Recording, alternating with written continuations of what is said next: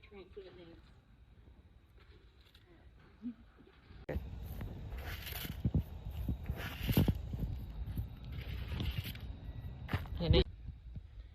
So when laying the turf, you always want to start with the outsides. So when you get to a corner that isn't quite going to fit your whole piece of turf, what you're going to want to do is lay a whole piece over the top, just like that. Get your knife or your secateurs, whatever you're going to use. You want to cut the pieces underneath, a straight line. Pull that bit out.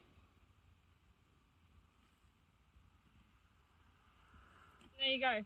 Now you've got a flush join. Okay, so now that we've done all our edges, we can start in the middle. I like to use all my offcuts first, just to make sure I'm using all of the turf.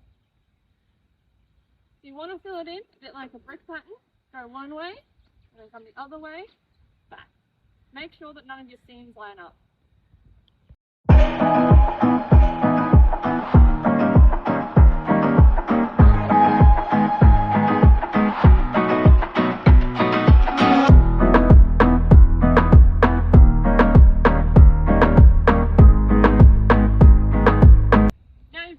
Down.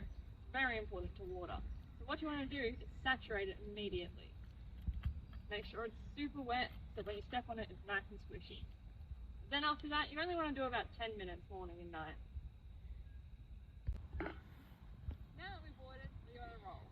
Just to get all those last lumps and bumps out.